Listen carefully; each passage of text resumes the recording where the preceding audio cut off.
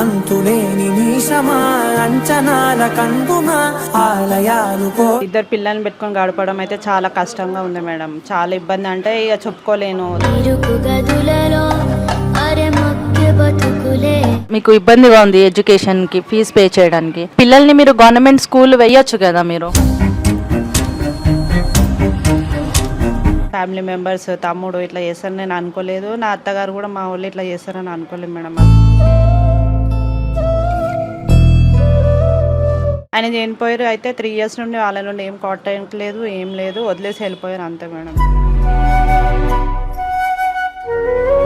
Hi hello, నా పేరు Uma Karthik, RJ inspiration hands నుంచి.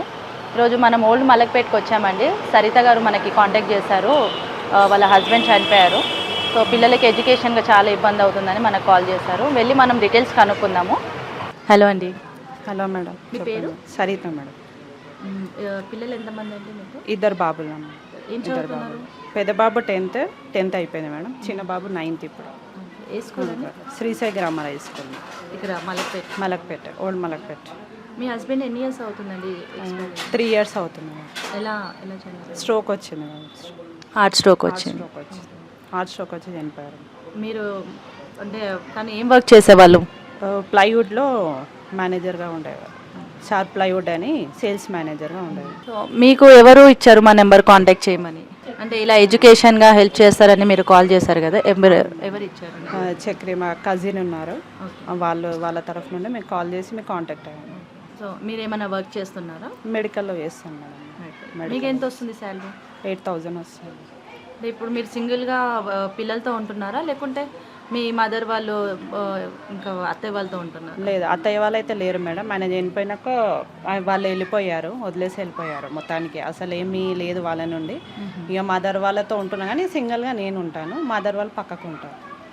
అంటే మీ అత్తయ్య వాళ్ళు మీకు ఏమైనా హెల్ప్ చేస్తున్నారా? దూరంగా ఉండి అయినా అట్లీస్ట్ మన్మడు వాళ్ళకి రిలేషన్ అవుతారు? లేదు మేడం, మొత్తానికి వదిలేసుకొని వెళ్ళిపోయారు వాళ్ళు. ఒక ఫోన్ లేదు, ఏం లేదు, అసలు ఏం కాంటాక్టే లేదు వాళ్ళ నుండి 3 years నుండి లేదు. అంటే ఇప్పుడు మీ హస్బెండ్ సైడ్ నుంచి రిలేటివ్స్ కూడా ఉంటారు కదా, వాళ్ళ సైడ్ నుంచి మీకు ఏమన్నా హెల్ప్ అందుతుందా? లేదు మేడం, ఎవ్వరు అసలు మొత్తానికి టోటల్ ఫ్యామిలీ లేదు అసలు మొత్తం. ఇప్పుడు మీ మదర్ వాళ్ళ దగ్గరే ఉంటున్నారు. సో మీరు జాబ్ చేసుకుంటే పిల్లలు చదివిస్తారు. పిల్లలని మీ మమ్మీ సైడ్ నుంచి మీకు ఏమైనా హెల్ప్ వస్తుందా? కొంచెం ఏదో ఉండే మేడం, మళ్ళీ మధ్యలో ఇప్పుడు లేదు. మా బ్రదర్కి ఆల్రెడీ మ్యారేజ్ అయిపోయింది, వాడికి 2 పిల్లలు ఉన్నారు. ఇక వాడు కూడా ఇప్పుడు ఒక 1-2 years నుండి ఏం హెల్ప్ చేయట్లేదు. ఇక చేసుకొని అది ఇది అని ఇక మా మదర్తో కొంచెం ఇష్యూస్ అవుతున్నాయి ఇంట్లో కూడా. ఇప్పుడు ఏమి హెల్ప్ లేకుండా అయిపోయింది. ఇక నా వచ్చే శాలరీలో నడిపేయడం కొంచెం కష్టంగా అయిపోయింది. ఇది ఓన్ హౌస్ అండి, రెంట్ హౌస్?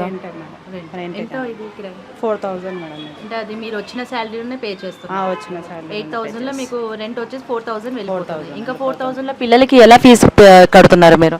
అంటే మీ ప్లానింగ్ ఏంటి? అంటే హస్బెండ్ ఉన్నప్పుడు తను చూసుకునే వాళ్ళు పిల్లలు కానీ మిమ్మల్ని. సో ఇప్పుడు హస్బెండ్ చనిపోయాక మీ ఓన్లీ శాలరీతో ఇల్లు గడుస్తుంది. సో మీ ప్లానింగ్ ఏంటి? మీకు వచ్చే శాలరీ మీరు ఎలా ప్లాన్ చేసుకుంటున్నారు? ఇక వచ్చే శాలరీ కొంచెము రెంట్కి అప్పుడప్పుడు ఇస్తున్నాం మేడం. 2 monthsకి ఒకసారి అట్లా ఇచ్చి ఇక కొంచెం ఇంట్లోకి సౌదాలు అవి ఇవి నడిపించుకుంటున్నా. ఇక పిల్లలకు కూడా 2 months 3 monthsకి ఒకసారి అలా ఫీజు ఎంత అయితే అంత కడుతున్నాం మేడం. ఇక రిక్వెస్ట్ చేసుకుంటున్నాను, వాళ్ళని కూడా రిక్వెస్ట్ చేసి కడుతున్నాను. కానీ అలా వెళ్ళడం అవ్వట్లేదు అసలుకి. బడ్జెట్లో అయితే మీరు ఏమైనా చదువుకున్నారా? చదువుకున్నాం మేడం, డిగ్రీ చేసి. అంటే మీకు జాబ్ ఎక్స్పీరియన్స్ అలా ఏం లేదు మేడం. అంటే ఆయన ఉన్నప్పుడు పంపించేది కాదు. హస్బెండ్ ఉన్నప్పుడు తను చూసుకునేవాళ్ళు. ఇప్పుడు హస్బెండ్ చనిపోయాకనే మీరు ఫస్ట్ టైం బయటికి వెళ్ళి జాబ్ చేస్తున్నారు. 8,000 శాలరీ వస్తుంది. పరిస్థితి ఎలా ఉందండి ఇప్పుడు? 2 పిల్లల్ని పెట్టుకొని గడపడం అయితే చాలా కష్టంగా ఉంది మేడం. చాలా ఇబ్బంది, అంటే ఇక చెప్పుకోలేను. తమ్ముడు ఒక దిక్కు నేను పట్టించుకున్నాను, వదిలేసిండు. ఫాదర్కి కూడా ఒక 9 months నుండి హెల్త్ ఇష్యూ అయ్యింది. ఆయనకు కూడా ఇట్లనే హార్ట్ది కొంచెం ఇష్యూ అయింది, బ్లడ్ క్లాట్ లాగా ఉన్నది ఆయనకు కూడా. సో ఇక మదర్ అయితే ఏం చేయలేరు. వాళ్ళకు కూడా ఓన్ హౌస్ ఏం లేదు మేడం. ఇక నడిపిస్తున్నా ఏదో చాలా ఇబ్బందిగా అయితే ఉంది.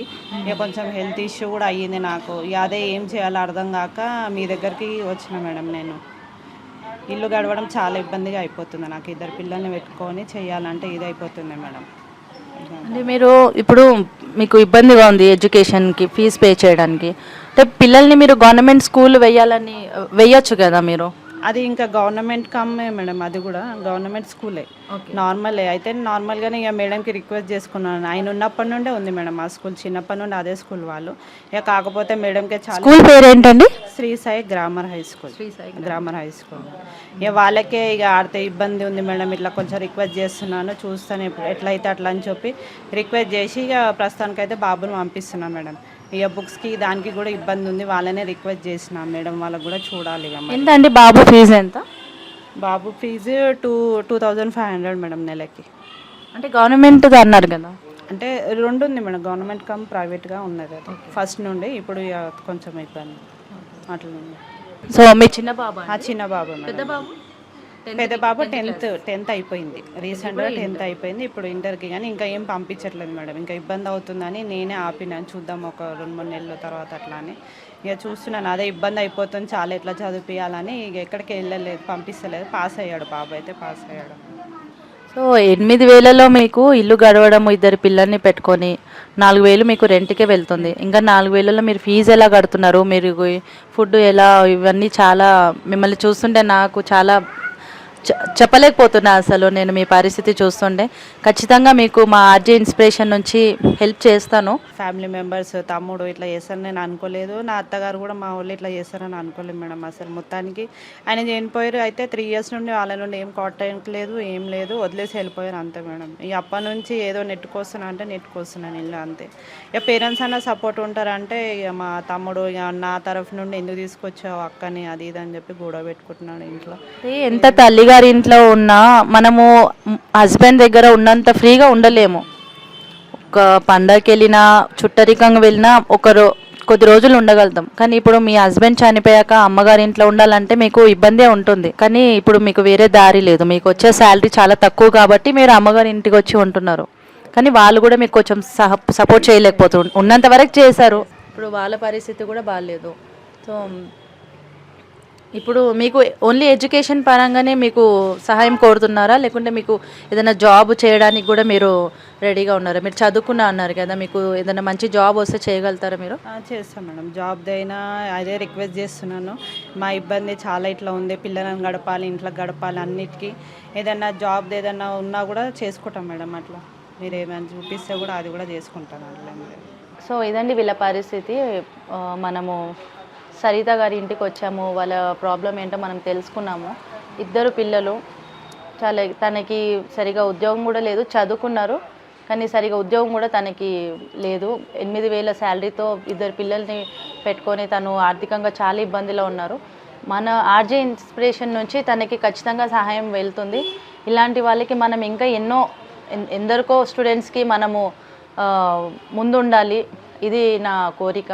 ఇప్పుడు తండ్రి చనిపోయి చాలామంది ఆర్థికంగా ఇబ్బంది ఉండి స్కూల్ ఫీజు కట్టక ఇంట్లో ఉన్న వాళ్ళు చాలామంది ఉన్నారు. నాకు కాంటాక్ట్ చేస్తూనే ఉన్నారు అలాంటి వాళ్ళు.